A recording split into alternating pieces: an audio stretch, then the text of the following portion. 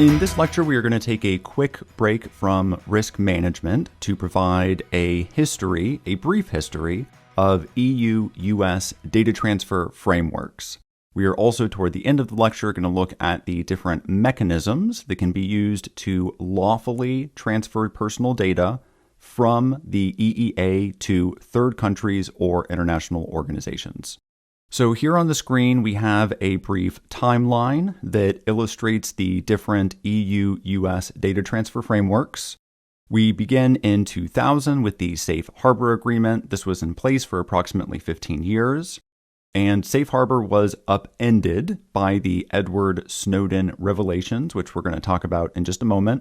Following those revelations, Max Schrems and his case led to the CJEU's invalidation of the Safe Harbor Agreement. In 2016, Safe Harbor was replaced with the EU-US Privacy Shield. This was again invalidated by Max Schrems and the CJEU in 2020. We then have an interim period after which in 2023, the United States President's Executive Order 14086 puts in place the EU-US Data Privacy Framework, which at the time of recording is what is currently in place. So we're going to go talk about each of these in a little bit more detail.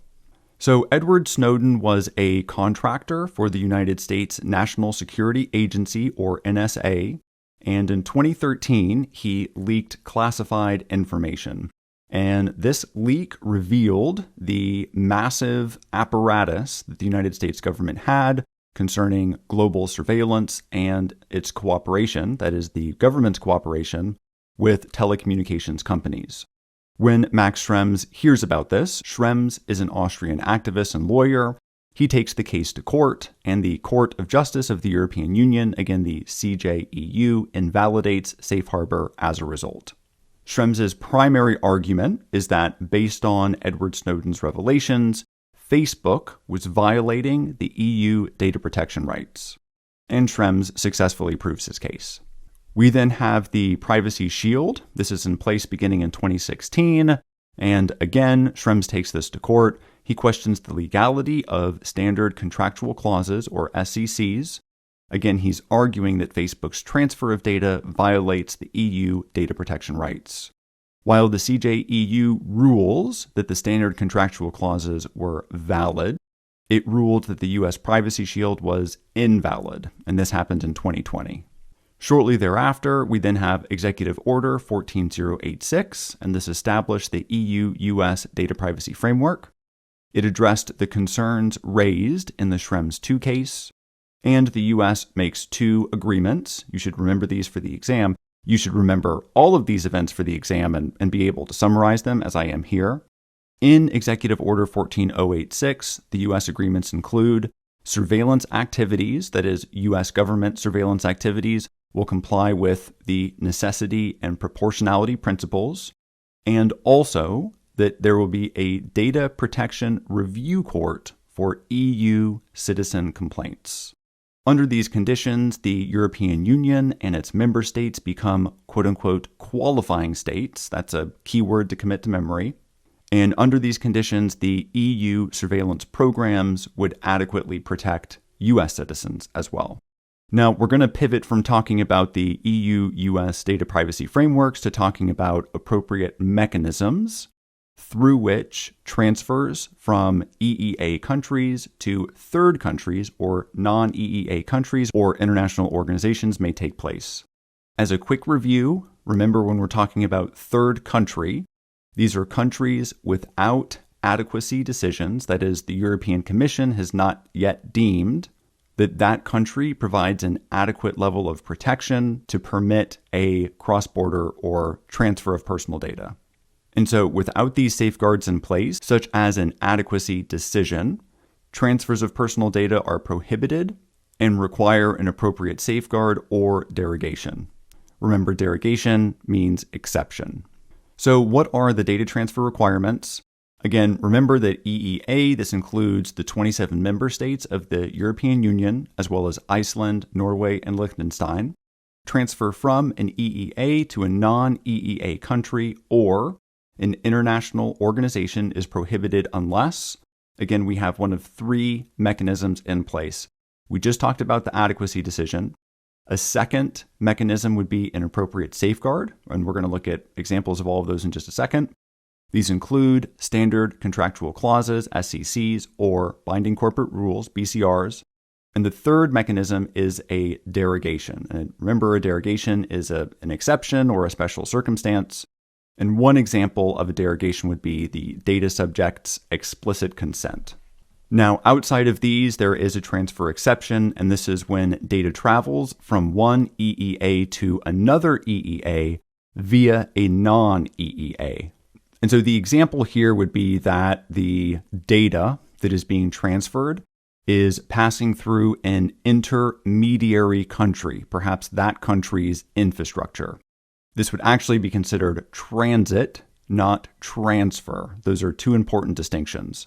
When a transit is taking place, the data is traveling along the non-EEA country's infrastructure, but there are no actors within that country that are acting on the data. They do not have access to it. So this is transit. If there's transfer, then that is the intentional sending of data with the intent that the recipient is going to be able to access and act on that data. So a transfer exception here is really transit. As a quick review, when it comes to adequacy decisions, EU law deems protections adequate. These are subject to review and ongoing monitoring. And at the time of recording, I've listed the countries here that have an adequacy decision. You'll see it's a small number. I'm not going to read through the list because I think it's maybe around 16 or 17 names. But of course, you can hit pause and look over this. But it's a pretty short list. There are, 195 countries on the planet, I think. And so it's just a very small sliver of those countries that have adequacy decisions. So remember, our three buckets are adequacy decision, appropriate safeguard, and derogation. In this and the next slide, we're going to be looking at that second category of appropriate safeguards. These include binding and enforceable instruments between public authorities, for example, maybe between two governments or two government agencies, binding enforceable commitment plus an approved code of conduct or certification mechanism.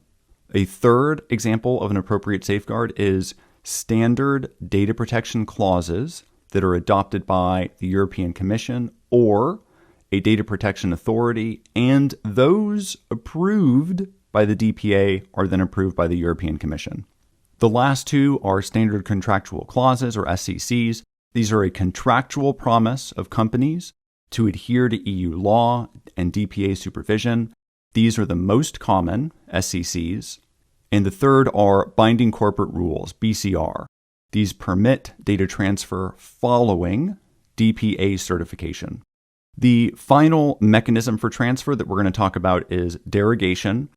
Again, this is when explicit consent is provided by the data subject, or the transfer is necessary for a contractual or legal basis, and the transfer is occasional, when there is public or legitimate interest, in the interest of a data subject unable to consent, so think about someone who's unconscious, for example, or when the data is coming from a public register.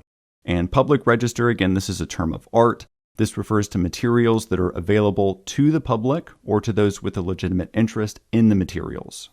In this lecture, we went over a brief history of EU-US data transfer frameworks.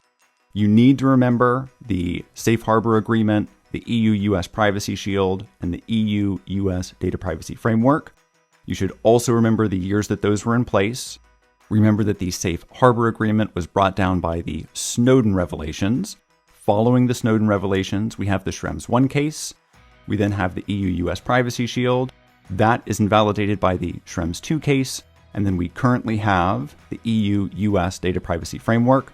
That framework was put into place with Executive Order 14086. You also need to remember the term third country, and you need to know the three broad mechanisms which deem transfers from EEA countries to third countries lawful. These are the adequacy decision, appropriate safeguards, and derogation.